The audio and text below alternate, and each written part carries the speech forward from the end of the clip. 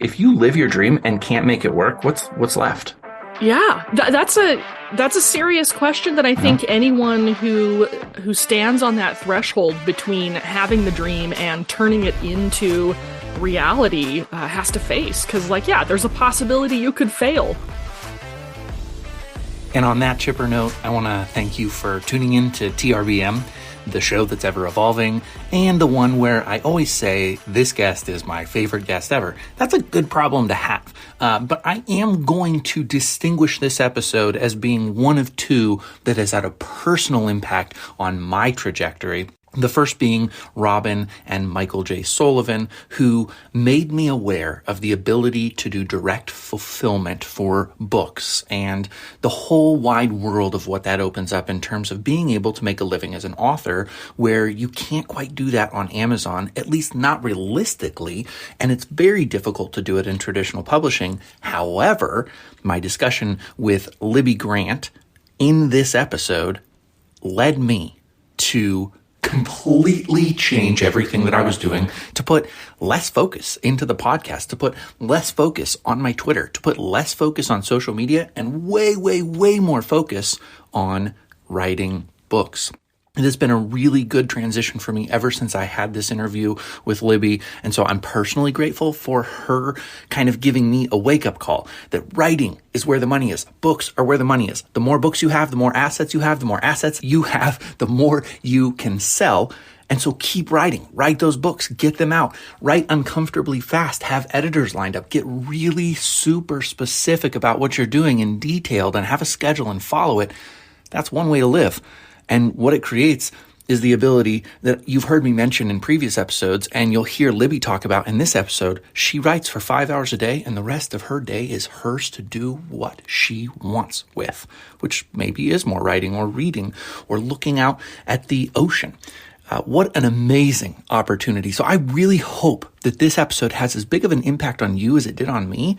And if you are a writer and you're not writing on a regular basis, I don't know. I don't know what to say about that. I was that person, and I thought I was doing everything right. The whole last year, 2022, was the least writing that I've done since I discovered my passion for writing. And I'm so glad that changed. I'm so glad I got this wake-up call. I want you to get the wake-up call. And now, before we move into the episode, let me ask you, if you have one of the review copies for The 9 Lives of Marva DeLonghi, my currently published novel, will you take a moment to jump onto Amazon, to jump onto Goodreads, to leave that rating and review? It helps me so much. I am direct fulfilling my books right now, and a lot of people will see the ad that I'm running on Facebook, and they will go and check out Amazon to see, is this book any good?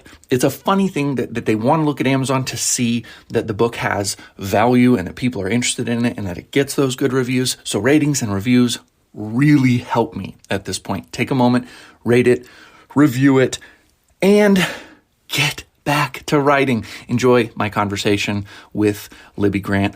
All of her books, her information is linked in the show notes.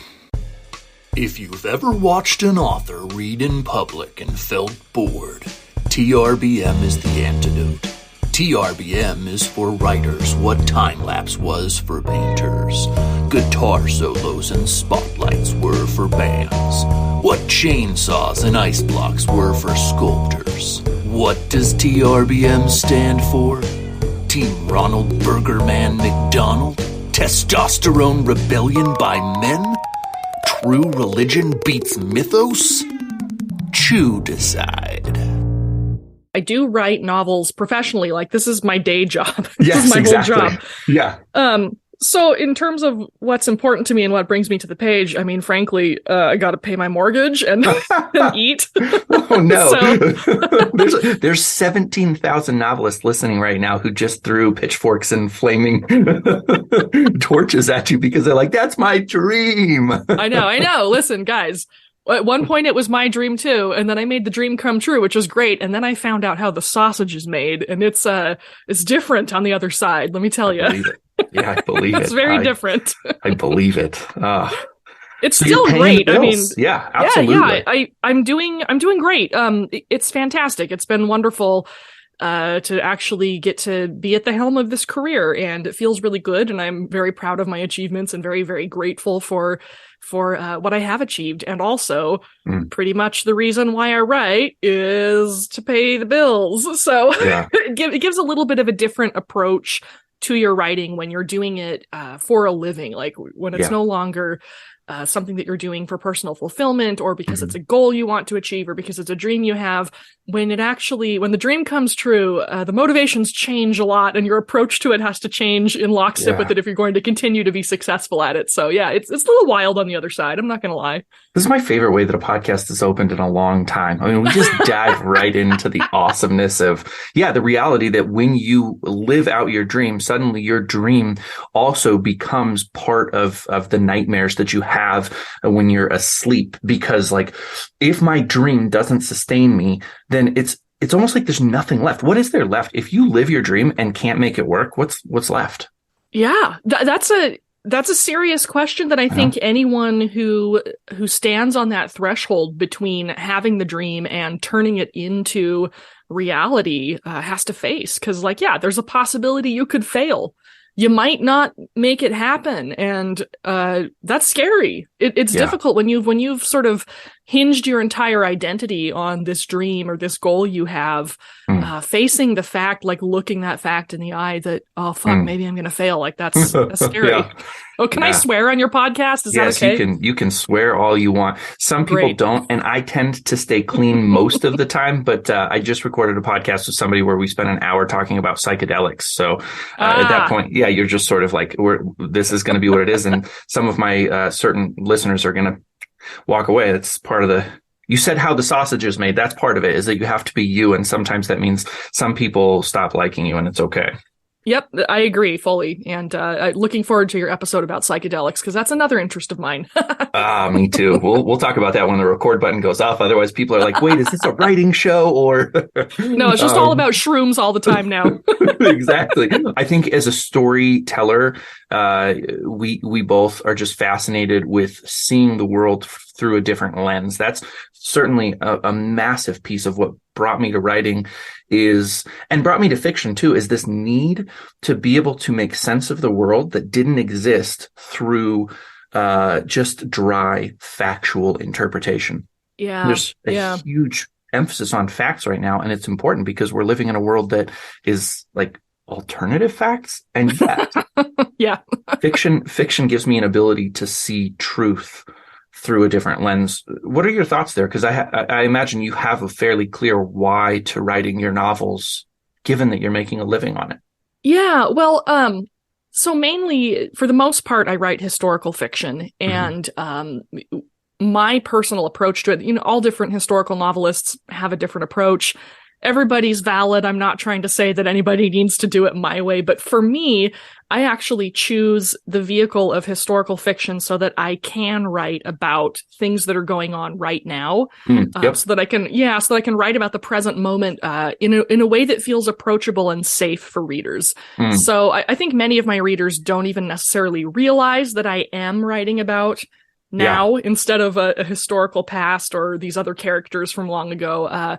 But I'm always finding ways to talk about what's going on currently through the lens of a story set in the past. And that's what brings me fulfillment and how I kind of find my way into this. Like I just finished up my next book that's coming out under my pen name, Olivia Hawker.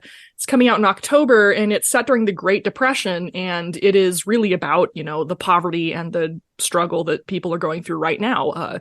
Lack of workers' rights, the way wage is not keeping pace with inflation and how that's affecting people now, how it's giving people a sense of despair and they're kind of losing hope for the future, which is something we all see all around us all the time. And I found the Great Depression an effective vehicle for talking about our present moment with that. So that is kind of what motivates me to write the way I do, is that I want to address situations in the here and now, but in a way that makes it safe for readers to venture into without like freaking out and having too much anxiety or being pushed away from the ideas I want to get them to think about. by feeling like they're being beaten over the head with like a Yes. political agenda, right? I don't want to make them feel like I'm lecturing them. I want to make them come to their own conclusions through my fiction about like, maybe we shouldn't mistreat workers after all, or, whatever. This is what makes you just a better communicator than me, because you're saying exactly the same thing. Is it's difficult to look at a political or religious, a racial, a gender identity situation, any of those things that are all really hot buttons. And if you mention them on Twitter, just get ready to fight. All of those topics find a really comfortable home in fiction if you find the right vehicle to write. Like you said, you're writing historical fiction to discuss modern situations, and I totally understand. I was just having a conversation with someone else about how J.R.R. Tolkien was writing fantasy to talk about world wars, to talk about the division of the world, and he created a world-ending paradigm with Sauron so that he could say, this is what it looks like to stare into the abyss. Mm-hmm. And still, people today are able to relate it to our modern situation. It's like timeless if you create fiction that does that. And so that's pretty cool for me. In historical fiction, I would say you have one more thing going on for you because you're set in the real world, unless you're writing like speculative historical fiction. Right. And in that sense, you're like an echo of timelessness. I don't know if that's the right term for what I'm thinking of, because it's got to be true of the Great Depression as well as it has to resonate for people today. How much do you think about that? Do you feel like you filter? Okay, long question, but I know exactly where I'm going. Okay. In James Cameron's Titanic, when the ship is sinking, in the movie, the men raise guns so they make sure they can be on the ship or on the lifeboats. In history, he says, I had to change that detail because my viewers wouldn't believe that the men stayed on the boat for the women and children to get on the lifeboats and save themselves. He's like, that's not a context that we're familiar with. And so that's my question is, do you feel like there's ever a lens that you're writing from today where you're like, I have to change this thing about the Great Depression in order to make it resonate with readers today? Because that's a second filter you're working with. Does that make sense? Yeah, that does. It's the answer's kind of yes and no, and it sort of depends on the specific message I'm trying to convey and the portion of history I'm using to look at it. I always feel very strongly that, I am writing fiction, so kind of anything goes. If I want to change stuff, I can change it, and I can, I always put in a historical note at the end so people know what I changed and what they didn't. That's something that's very important to historical fiction fans. They want to know what's real and what's not. But I don't have any qualms about changing things when I need to. Yeah. That being said, I've found that I almost never have to make any significant changes to a historical story in order to get it to work with a contemporary story. And I'm sorry, there are leaf blowers going on outside my apartment right now. I cannot hear it. It's totally fine. Okay, good. Even if I could, it's fine. We have dogs bark and everything. This is a residential podcast. Oh, great. It's really loud for me. I just moved from the country to the city, and it is just like a culture shock. So yeah, I hear you. What part, like when you say country, how small of a town? Real small. I lived on an island that had about 1,500 year-round residents, and it was an hour and a half from the mainland. And now I live in Victoria, BC. So wow, okay, yeah, big change. Your rural is different than my rural. I'm living in a town of about 900, about an hour and a half north of Omaha, Nebraska. So it's still rural, but you had water around you. Yeah, all around me. Yeah, there was no escape. Less jealous of that. That would feel claustrophobic. I liked it, but but that being said, I find that I don't usually have to change a lot about history because history has a way of repeating itself over and over until we get it right and make the changes that maybe we're supposed to make in order to make some improvements.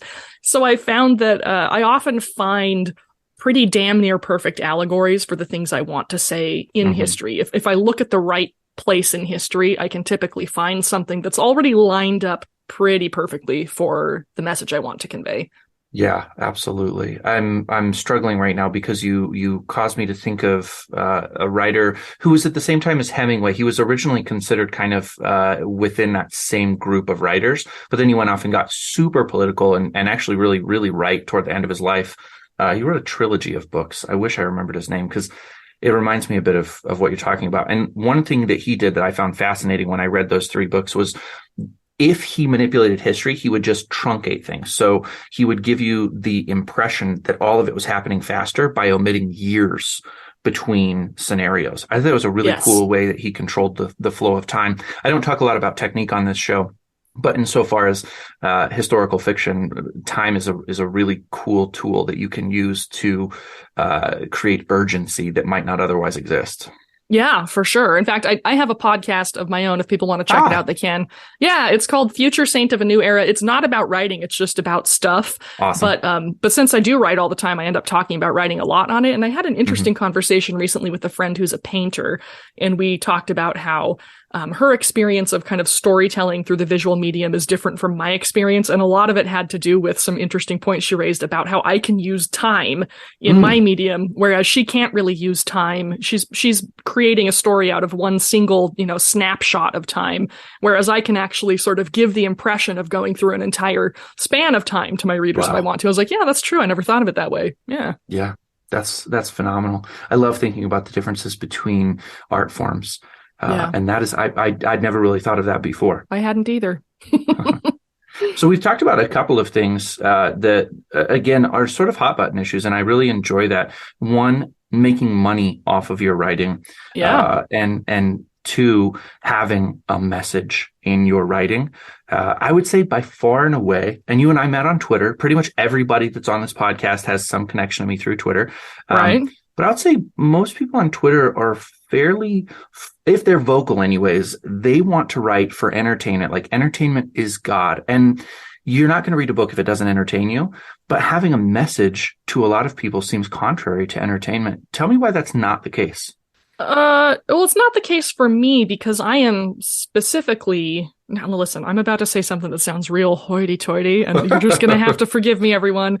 But I'm specifically trying to create art when I write a book. I'm not making entertainment, although I try to make the story as entertaining as possible as well, because pulling a reader in through entertainment keeps them engaged long enough to work with your story and work with what you're presenting them for a long enough period of time that they will draw the artistic message out of it and interact with it on a level of art. So the entertainment aspect is important to what I do, but it's not, it doesn't take a front seat for me. What I'm actually trying to do is to create a work of art.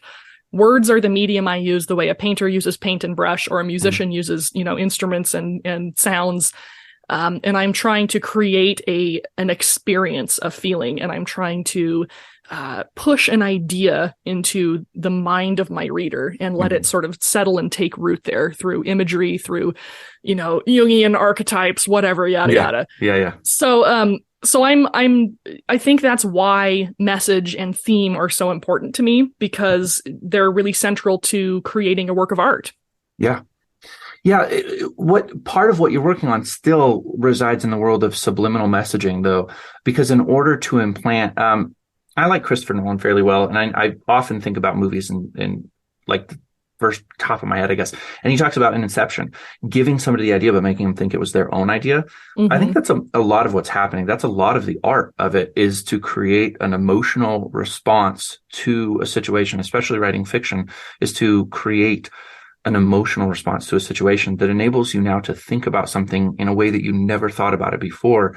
I don't personally see anything, and I understand the front loading by saying, it's going to sound hoity-toity that you're trying to create art. I totally get where you're coming from. I don't think that that's the case. For me, writing wouldn't be worth my time if I didn't feel like I was creating art. And I also think that when we go back to painting or music or anything like that, the stuff that rises to the top, I want to be careful about how I phrase this because I'm sure that there are brilliant people who never gain notoriety. The stuff that rises to the top does so because it's able to engage with really deep, weighty, artistic themes in a way that entertains people insanely well. Norman Rockwell. I'm sure that there's a painter out there right now who's cringing and saying that he's just not all that in a bag of potato chips, but it's that blend of things. And so I'm going to go back again and say you are an author who's not only making a full-time living on your writing, but you're doing so by creating art. You're an anomaly. You're kind of a freak show. And I love that. Thank you. yeah, you're very welcome. I don't use it lightly either. So I want to keep hanging out here. I agree with you that you're creating art. But I want to hear again, you're thinking about money too. You got to pay bills. Yeah. So how's it all fit? You said the sausage being made is maybe not what you thought it was going to be. And this is the moment where I'm inviting you to cast a little bit of light onto that. And do you have to make compromises, or how's it all fit together for you? Oh, yeah, for sure. That's a great question. And I've said many times on Twitter and elsewhere too that I really feel that the majority of my success, the majority of the reason why I am able to do this for a living, has much more to do with strategy, with business strategy, than it has anything to do with the quality of my writing or the types of stories I'm telling. Yeah. Oh, far more. And you know, I love writing art. I love writing. I love literary fiction. I love, like, all that stuff just gets me going. But I attribute my success completely to my strategy. It's all like a game this shit out for real. So I think the most important thing, if you want to make a living writing books, and particularly if you're the kind of writer like me, like you, Jody, who values the artistic aspect of writing, you need to look for the places that form that Venn diagram overlap between what you want to write and what is likely to sell really well.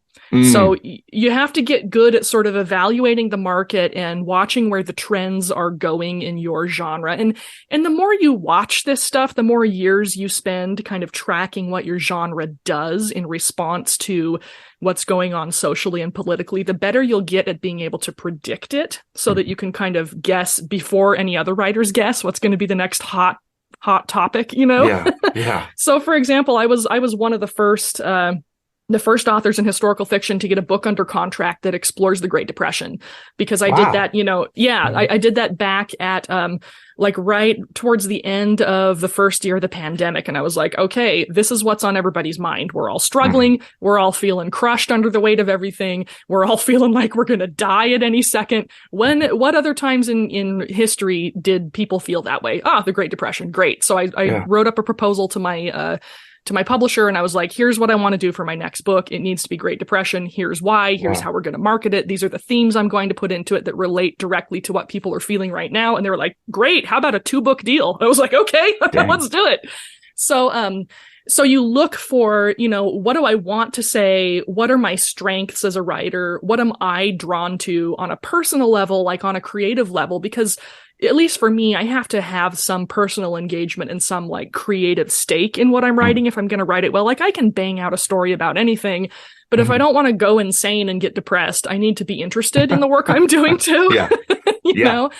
So I have to look for the places where those features overlap with what's going to make money. And that's a huge part of my strategy, is just doing that, first of all. And then also, other aspects of strategy involve choosing the right title for your book, choosing the right cover for your book, choosing the right types of characters that are responsive to social and political images that are in people's heads right now. Like in my genre, historical fiction, it is much harder to sell books that have male protagonists. It's just kind of, it's sort of what readers expect. And also I think because throughout history, men have had the majority of power in most cultures across the world. So by framing your story through the eyes of somebody who has a little less power socially, you give that story a little more emotional weight. So you have to be strategic too about, who you choose to put into these stories, what your characters, how your characters are constructed. And I constantly have an eye to what's happening in the zeitgeist around me. Like, how are people reacting to things right now? What's on everybody's mind right now? What are people's fears right now? What kind of guidance are people looking for that maybe they're not getting from their typical sources of guidance? And I write to those areas. I very consciously and deliberately direct my storytelling to fill that void so that people are drawn in towards it and go, oh, this is what I'm looking for. Yeah. There's something strange about what you're talking about. And there's so many points where I had to say, all right, just keep listening, because there'd be a response that I wanted to say. And I was like, this is it. But you landed in a place that's really captivating to me. When the pandemic started and the masks were enforced, I was really steeped in a couple of people specifically, but I was listening to a lot of Brad Listy on other people. I was listening to a lot of people. I'm drawn to the art of people who happen to be anti-Trump and really anti that political thing and the stories that they were telling. And so I was hyper conscious of a certain perspective on the world. And that's happened to me a lot of times. And then I go out into my day to day. And at that point in time, I was still working in sales. So I would go into a gas station to train one of the employees that I was managing. And I would realize nobody's thinking about these things in like the broader world. It's almost like there's a cloistered, closeted off part of the world that's really digging deep into that kind of theme that I'm hearing on other people, a literary fiction podcast about books, featuring interviews with writers. And you're like, oh, this is interesting that there's this whole part of the world that is thinking about it. And then there's a much bigger world that doesn't even realize it's a problem. How often is that something that you think about? How often do you think that things in this community feel bigger to us because of our spotlight on them? Well, to be honest, I kind of live under a rock. I'm kind of an outsider. Yeah. I am a little bit of an outsider in the writer community. I'm nobody's first thought when they're thinking like, who am I going to get to endorse my book or whatever? And Sure. and that shows in my own endorsements, because nobody will endorse my books unless they know me personally. They're just like, who's this person? So I'm not really in the loop with a lot of writer community stuff, but I will say this in terms of things that maybe writers think about more consciously or ruminate on or dwell on more, whereas people who are not writers might not think about that stuff so much. I think that there's a lot of subconscious absorption of those ideas that goes on in the general public. Like, I think for the rest of our lives, for your life and mine, for the duration of everyone's life who was alive during the pandemic, stories that can reflect on the idea of masking and what wearing a mask meant politically to two different groups of people will always have resonance, because that will be like that conflict that we all went through together is in our collective psyche forever. Yeah. Forever. Until like new generations of people are born who never knew that reality, that will always be a part of us now. So I think you could successfully come up with a historical novel or a sci-fi novel or something that calls on those ideas of sort of presenting a physical and a visually identifiable badge of how you feel about other people and other people's right to exist safely, will always have extreme resonance with people. That will be like a gong ringing in the blood of anyone who lived through the pandemic. Even if they don't realize consciously that you are writing about that experience of the pandemic, or if they don't realize that what they're responding to is this sort of psychic echo of what they went through in, 2020 through 2022 or whatever, it will still be there. It still is in the mind. And you can always leverage that if you understand how to leverage psychic echoes powerfully as an artist. That sounds amazing and really scary in some ways, but I agree with you. I'm thinking about just recently here, there was a football game between the Bills and the Bengals, and one of the players, Damar Hamlin, he had cardiac arrest, died on the field, had to be resuscitated twice. And it was, for me at the time, I'm watching the game. I'm a Bills fan through a friend of mine that I went to MFA with. He's a big Bills fan, so I didn't have a team. I adopted them and then just really got into them. So I'm watching this game, and my very first response was, get him off the field so we can get back with the game. And then I realized how callous I am when it starts to become clear that it's very serious. And by the end of when they stopped doing coverage, my wife and I watched it. We put our kids to bed, but we were watching coverage, just trying to learn as much as we could. And we had to have conversations with my kids because they were upset too. They're like, where's the football game? And you had to be like, there's a life on the line right now. And so I went into the morning and I jump on Twitter, and I rarely get into these conversations, but I wanted to see what was up and coming, what was happening. And somebody I admire really deeply for his tenacity and the business he's built and what he means to me just as a thought leader on courage and relentlessness. He said that they had to find out whether it was related to COVID vaccine. And it made me so mad that I know he will never see my response, but I tweeted at him and I was like, I expect better of you. This is not about COVID right now. Sure. When he's healthy and better, if you want to raise that question, fine. But read the room, timing. This is a human life. This is not an opportunity to politically position yourself. But I was shocked because as I started digging around, I would say the majority of comments had something to do with COVID. And I was like, what you said is so true. For the rest of our lives, it will be something where you know immediately which side you're on. And it feels very Civil War to me. So I could see writing a historical fiction. Not that the Civil War has been too traveled probably, but it brings up, a perfect division among us. Yeah, it certainly does. And I've always loved sci-fi as a reader. I've never really had enough good ideas as a writer to pursue it. But recently I've really been pushing myself to step into that realm more and to really move into sci-fi because there are some things I want to say about, for example, civil wars. Yes. and what are their consequences and their fallouts and what causes them and how long do they take and how long does it take for us to recognize that we are in civil wars? And I figured sci-fi might be a fresher way to do that than historical fiction because it is a road that's been very thoroughly traveled in that genre. And it's like, Libbie got to get paid. I got to make some money. So I probably am not going to have a lot of luck selling a Civil War novel and making it into a bestseller. But if I branch over into sci-fi and bring these ideas over there, maybe I can. So. Absolutely. That's so exciting too. It wraps back around to what you were talking about an artistic pursuit. And if you're anything like me, the idea of working in multiple genres is as much art as anything else. I want to challenge myself and try a new form of this thing that I love. Yeah. For sure. I love working in multiple genres. And even within historical fiction, I don't really stick with one setting.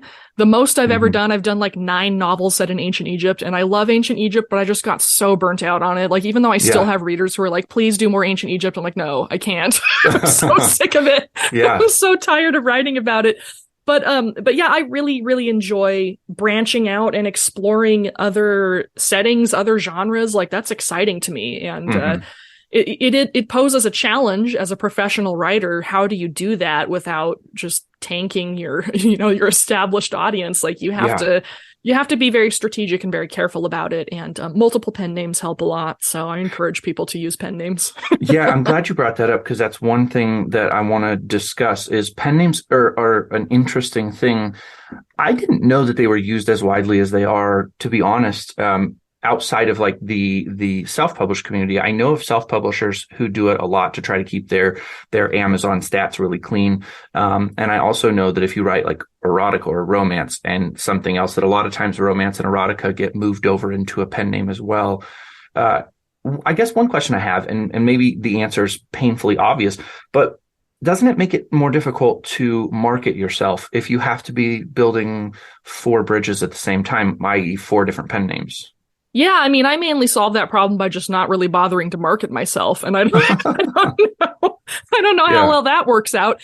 But I probably could sell a lot more books and make way more money and probably have more notoriety if I focused harder on marketing. But I've also found that the old little bit of advice that writers tend to kick around is very, very true. The best thing you can do to sell your books is to just write more books. And that's just kind of what I focus on. I'm naturally a very fast writer. There's no way, if I did everything under one pen name, there's no way I could keep all my contracts square with my publishers in terms of non-compete clauses and stuff. So I have to write under multiple pen names, even though I do historical fiction under 2 pen names because I write too many historical novels a year. And they don't want your sales. You don't want them to compete against yourself. That's what they're doing. Exactly. And my publishers don't want me bringing out, another book within 6 months of theirs. So I have to operate 2 different pen names in order to keep everybody happy. It's just part of the juggling act of what I'm doing basically. And there are romance authors who do the same, who write romance under just multiple pen names because they write so damn fast. So I find it useful for that utility. It's good for keeping different sort of branches of my income separate so that I don't get into any legal trouble with contractual obligations. But it is also extremely useful for like if you were to focus on marketing, you would want to have a very clear name that's like, this is my sci-fi, so that you can really compartmentalize that and really target, that specific audience for that specific product. But yeah, like I said, I do fine by just cranking out an ass load of books every year and not really bothering to market them. Like, I am making plenty of money. I don't need more. So I'm not going to bust my ass adding this whole like aspect to my job that is just, why I like my free time. So, I've gotten my career to the point where I only have to work like 5 hours a day. And I'm like, I'm going to spend the rest of the time smoking weed and listening to music. I'm not going to market. So I wish I could say that sounds horrible, but that actually sounds really, really nice. Look, I'm not going to lie. It's pretty great. Yeah. I have a conflict in my own upbringing. I often say on the show, I was raised uber Christian. And so hard work is ingrained in me as being kind of like part of salvation. You have to work really hard. You have to believe in Jesus, and you have to hate gays. I think those are the three main things that a good Christian does. I've been fortunate enough to get over the issue with the gays. I have a gay mom and a gay sister, and I've hurt them a lot in trying to learn and grow through that. But hard work persists as this thing that like my whole value is built on how hard I work. And I still see a lot of value in it. I like working hard. I like outdoing myself, surprising myself with what I'm capable of. But I also find that I'm the one in my family who, if we go to the lake on a Saturday, my wife is just busy about doing things. She doesn't want to sit still. It takes like 4 or 5 beers before she wants to just sit and relax. I could be stone sober and just stare at the water for hours. And it's fascinating to me. And I like that relaxation. So what a conflict. Yeah. It's not that I don't like hard work. I do. I know, and I'm sorry if that's what I was implying. No. Okay. No, not at all. Not at all. And by the way, I was raised Mormon, so I totally get where you're coming from with this. Yes. Yeah. Oh, Same. Wow. I'm a very bad Mormon these days, for sure. But yeah, I do work hard, but I work hard on my craft. I find that that's the best application of my time and energy for me, is to really focus hard on leveling up with every book I write. Because I've learned from experience that I don't know if it's just my genre, if it's my approach to like social media or what, but marketing is very hit or miss for me. Sometimes it works great. Sometimes I can put so much effort and money into it and it does not work at all. And that's very frustrating. But I have found that the one thing that consistently gets results and keeps my backlist churning is to bring out a new book as often as possible. Wow. So that's where I focus my efforts. I just write more under, whichever pen name needs a little bit of love right now. And I just keep it coming. And that's what works for me. And, like I said, I write about 5 hours a day and that's it. And then I'm done for the day. And once in a while, I do have to do some marketing stuff, like especially sometimes my publishers will line up stuff for me to do, and I'll do that stuff, of course. But yeah, I don't like, anybody who follows me on social media knows I'm not on Twitter to like tell anybody about my books. Like I barely mention them in my bio. I'm on Twitter to yell at Matt Gaetz and make stupid stoned tweets. Like that's all I do. And that's just kind of, I'm just being myself. And I think people who have a real talent for marketing and who are very personable and approachable on social media have a nice leg up. If they're also good writers and they can amalgamate those two things, they can be very successful at it. And God bless you if that's you. That is not me. Like nobody wants to hang out with me. No one wants to spend time on my social media. I am nobody's picnic, and I just lean into that and embrace it. And, this is who I am, warts and all. And that's just, it probably chases like my author brand sucks. Like my brand is that I'm a middle-aged stoner. That's what I lean into because that's what I am. And I'm no good at pretending to be like this bubbly, all-inclusive personality that everybody wants to cozy up to and read her books. Like that's fake for me. And I can't maintain it for long. So I'm like, all right, well, if I scare people away by being who I really am, then I guess that's not my audience anyway. So anybody who wants to read what I write, just has to take me as I am. So that's my approach to social media and marketing.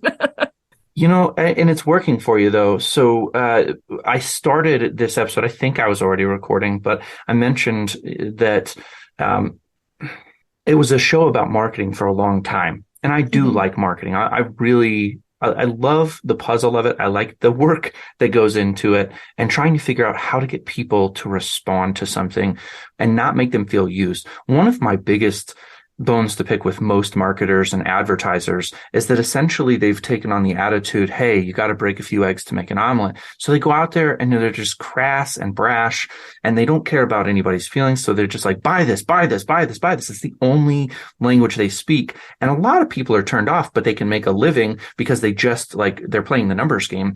That's not for me. I don't want to do that. However, you're doing the same thing, but you're prioritizing something else. You're saying, that's true. Write this, write this, write this, write this, write this. And that's your buy this button. So your marketing is actually just the perpetual name machine. Is your pen names are pumping out books at enough speed that people don't forget about you. Yes, I like your version though. I'm attracted to your version. I'm trying to move that way more so. After a year of building up this whole marketing thing and realizing, I don't write novels like I used to. I used to be able to write a draft of a novel in 3 months, which is probably slow by comparison to you, and kind of work my way through ready novel in 8 or 9 months. And that felt really nice. I didn't write a single complete novel in 22. And that is shameful to me because that's what I quit my job to do. Yeah. Yeah, it can be very easy to get caught up in all the talk that goes around online writing communities about how you should be doing it, and how much marketing you should be doing and how much time you should be, like the necessity of building up a platform or else publishers won't even look at you and yada, yada. None of it's true. Here's the thing.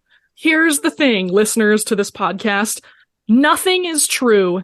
Everything is permitted. Those are the rules by which I live my life, is that there are no rules. And if I can conceive of something and if I can wrangle a way to bring it into reality, then I'm going to do it. And it's going to work, probably, because it's usually worked in the past when I've just invented my own path into something. So if you're despairing because you're not good at social media, that doesn't mean you'll never have a writing career. I fucking suck at social media. I'm the worst in the world at it. And here I am making a good living writing fiction, You can do it. You just have to be unconventional about it. You have to have a different approach to it. And you have to focus on what's at the heart of all of this, because you can do all the marketing in the world, but if you don't have a book that's going to excite people and make them talk about it and make them recommend it to their friends and to their family members, then all the marketing just goes to waste anyway. You're just screaming into the void, Yeah. You've got to have a product there that is worth talking about if you're going to get people to talk about it. Oof. Yeah, I was going to ask a different question, but that's like kind of a showstopper right there. That is, well, it's true. That's what scares the trash out of me. That scares me so bad to think about. I did and anybody who listens to the podcast knows. So apologies to you all for hearing this again. I had a literary agent that I signed with in 2019, and she was so enthusiastic about my book. And I was like, it's going to get a 6-figure advance, and we're off to the races. And this is going to be amazing.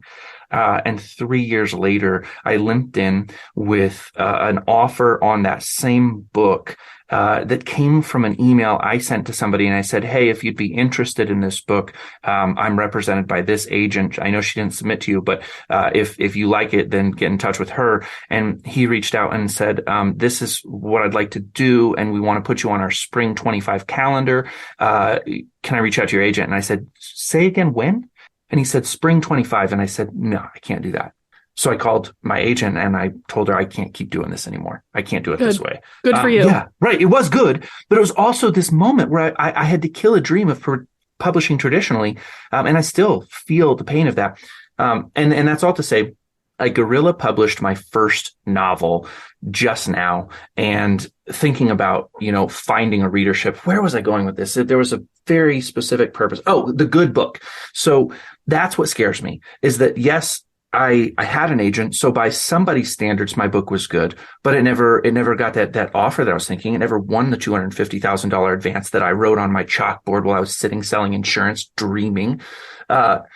Maybe the book is shit. maybe people are going to start reading it now that I'm selling it. There's somewhere in the neighborhood of 100 copies in people's hands at this early stage of the game. Ooh. Yeah, right. And what if they start looking at it and just saying, no, it's not good. The pacing is bad. I had a friend of mine who said, it's a little too detailed for my likes.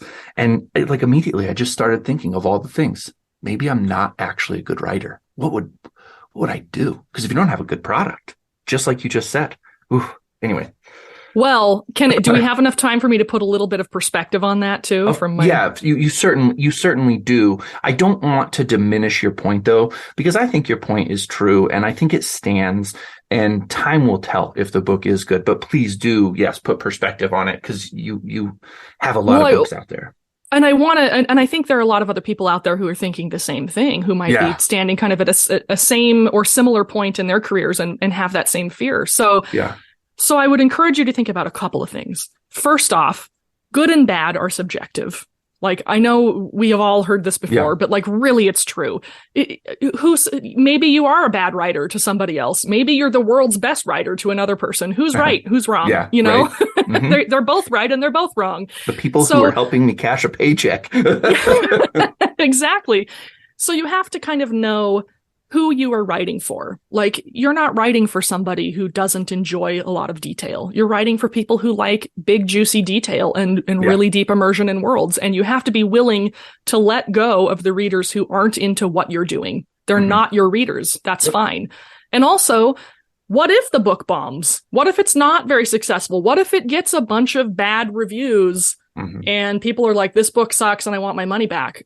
What then? What are you going to do? Like, it's not a rhetorical question. Really ask yourself that question and find an answer that feels right to you. For me, when I was facing that dilemma with myself, my answer was, well, I guess I'm going to learn how to write better. If I run into a situation where people are like, this book sucks, then I will learn how to write books that most people don't think sucks. You have to come up with a game plan for what you're going to do next. And also, the best book I've ever written has also been the worst commercial experience of my entire publishing career. But here's the thing. When I got through the final edit on that book, I was reading through it and I got to the last word and I burst into tears because I realized that I had done it. I had written a truly great book. I had achieved a goal in my life, which was to create a great work of art. My previous books had been pretty good, but I'd always felt like, yeah, that's pretty good. It's good enough to make some money, but it's not what I want to achieve. That book was what I wanted to achieve. And the fact that no one else even knows it exists hurts me a lot. Sometimes, I'm not going to lie. Sometimes it's painful. But also there are moments when I sit there and I think, fuck, man, I wrote a truly great novel. Like, it is out there and I did it. And it doesn't really matter if other people don't think it's great because I know it is. So, you have to trust yourself in some respect. Like, you have to ultimately acknowledge yourself as the final say in whether what you're doing is right and in line with your goals and good or not. You got to just trust yourself. What is so absurd about everything that you just said is that it's in line with everything else you've said, but there's a portion of people or a fraction of people who think you just contradicted yourself, because earlier you mentioned writing books that people want to read, that dance that we have with them. And so there's this part of it where you have to be true to the vision that you have and the thing that is in you, the spirit in you that wants to speak something out there. And the closer you get to communicating that thing accurately as you envisioned it in your head before you put the first word on the page, the more you know it's great. I think at least that's my understanding of when I'll know. Well, in fact, I do think that I wrote a great novel. But aside from that, I feel like the reason is because it rang very true to what I meant to do. I intended to do something, and I accomplished it real close to what I wanted to do. Yeah, that's hard. I think that's really difficult to do. So let's now. I don't know how I want to approach this. Maybe I don't even. I was just thinking about in terms of the number of novels that you've written. A question that keeps lingering with me, and it seems that it fits here as well as anywhere else, is there are people out there who have accused James Patterson or Stephen King, because I have to mention his name in every episode of this podcast, of using ghostwriters, because there's no way you could write that many books. So talk to me about that, because that's it like not only a mean thing to say about an author, but it also is at conflict with the idea that it couldn't possibly be art if you're able to write that prolifically. And that's certainly not my experience, but I just want to hear your take on it, or you riff on that idea of being prolific and being artistic. Sure. I mean, first of all, James Patterson, like, objectively does use ghostwriters nowadays. Yes, I know he does. Right. So that was probably a bad example. There's that. Yeah, you're right. Yeah, but it's a question that gets kicked around a lot, and it's a question that I have been asked as well, because I do write so many books. People are like, "Are you hiring out people to do this work?" I'm not. It's just that I have practiced for so long, put in so much work, that it just becomes second nature. And when you write a book, you're juggling a lot of smaller skills that when you're earlier in your writing journey are not well established yet. You know, you're learning how to do pacing and character arcs and conflict and hooks and dialogue that feels real but doesn't really read the way people really talk, because that's terrible to read. And, you know, it's a lot all at once. And you have to stop and think about this stuff frequently. But the more you do it, and the more experience you have with it, the less you have to think about it. Like, it becomes more instinctive to do all this stuff. And before you know it, you're banging out a complete book that's pretty damn good for a first draft in like 3 months. Yeah. Like, it comes together faster the more you do it. And that's a big part of getting to the point where you can do it professionally, I think, and sustain yourself, is just being able to produce the volume on a schedule and like predictably. And it just, you know, like I said, it takes time. My first 2 books each took me 2 years to write, and then it got faster from there. So, so it's normal for it to take longer at first, and for you to disbelieve that anyone can actually write a good book in like just a couple of months. But, you know, like, professionals can do it because we've been doing it forever. It's just part and parcel of our daily work to us. In terms of doing it artistically, I don't think that speed has anything to do with whether a book is artistic or not. I think that comes from the writer. There are some people who just want to tell an entertaining story that's fun to read, and that's awesome. And I am not saying that anybody is wrong or less of a writer or less accomplished because they're, you know, quote unquote, just writing fun, entertaining stories. But if it's just kind of in your soul, if it's important to you to also produce artistically, it's just something you will also add into your books. It'll just be an important element to you, and you will make sure it gets into as many books as you can. I won't say every book, because I've had a few where I was like, God, I just need a paycheck, and I just barfed something out as fast as possible. Yeah. And there wasn't much of myself in it, and it did the job. But, you know. Yeah, you hear that. I think of like Edward Norton, an actor who essentially every role that he's picked for himself throughout his career, he's picked for the artistic purposes. And even he was in a remake of a car chase movie, and he says, you know, just sometimes, like, there's you signed a 2-picture deal, and you wanted so badly to be in the one picture that you knew you might get molested into a horrible movie, which is exactly how he feels it went. But that's cool. You know, we make trade-offs, and I think that is very true. I like what you're saying as well about speed not having anything to do with art. It rings really true to me. Yeah, because the book I was talking about earlier that I think is the best book I wrote happened really fast. The other thing I love that you mentioned is the anti-Anne Lamott. There's a point in your career where you don't have to write a shitty first draft. And that's cool to think about. Not to say that you don't need to edit or revise a first draft, but you were just saying you can write a fairly clean first draft because you've done it so many times. And I want to encourage people listening to take heart in that, to go ahead and write more books, because it might not always feel so painful on that first draft. Oh yeah, for sure. Don't expect yourself to write a perfect first draft or even a clean first draft, for sure. But also, the more you do it, the easier it gets. So, like, don't dwell forever on your first draft trying to make it perfect. It's not perfect. It's never going to be perfect. I've never written a perfect book. I mean, even my best book I've ever written, I'll read back over it and I'm like, I wish I would have done that part differently, you know? Yeah.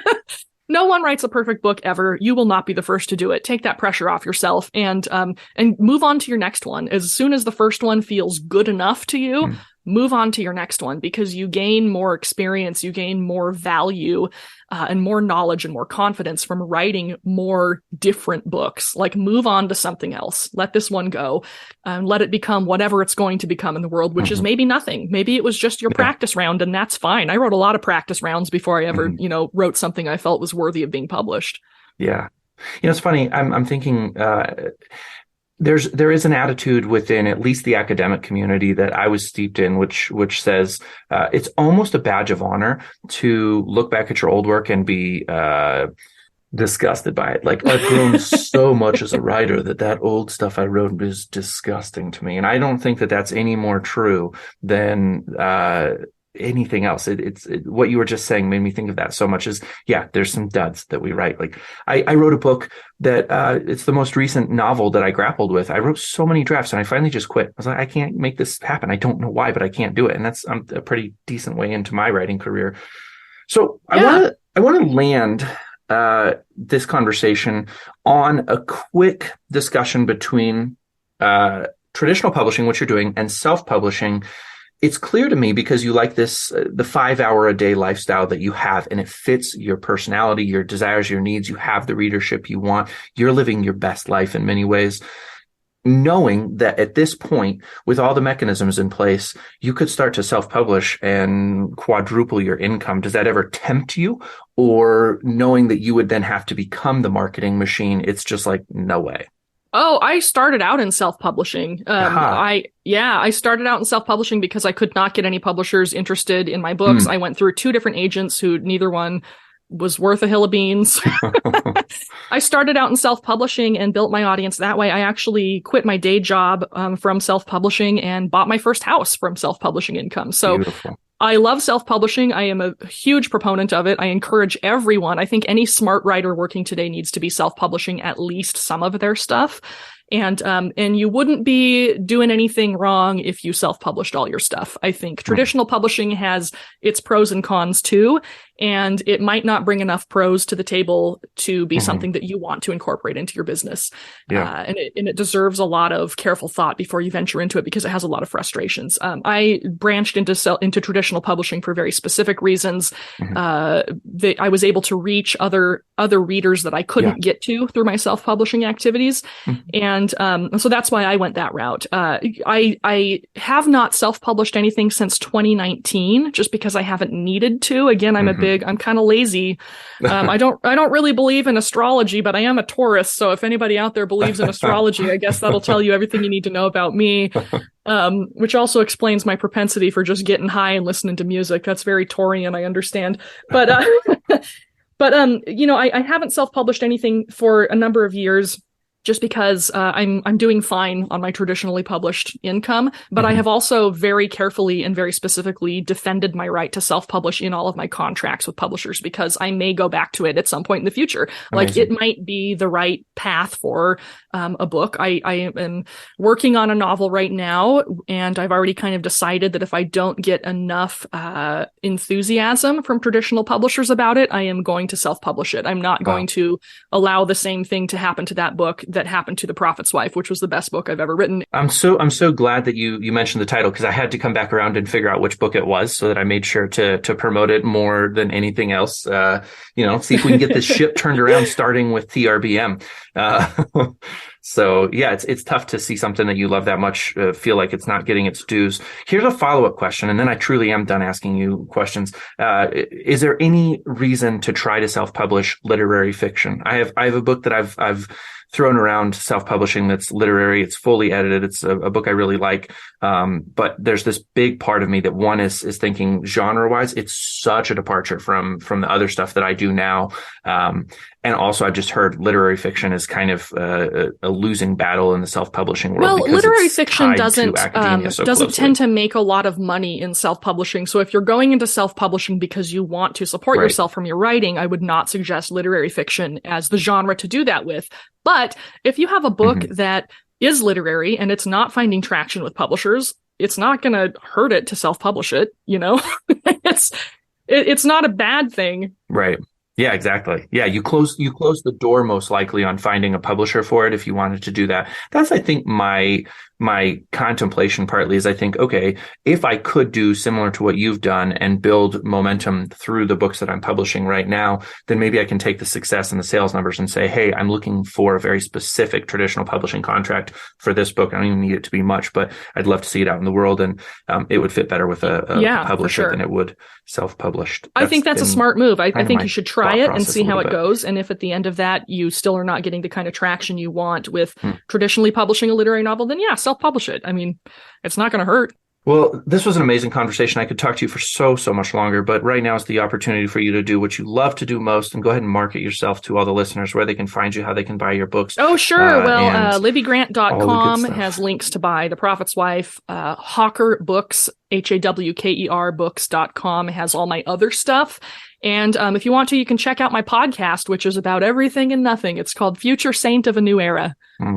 Future Saint of a New Era. You're good at titles for sure. You mentioned that earlier.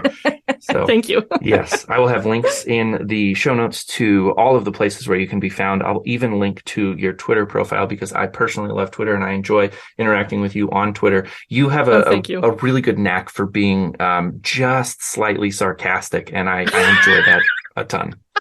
Thanks. I mean, like I said, that's just what I really am. So, yeah. Well, perfect. It was great talking with you. You too, Jody. Thank you.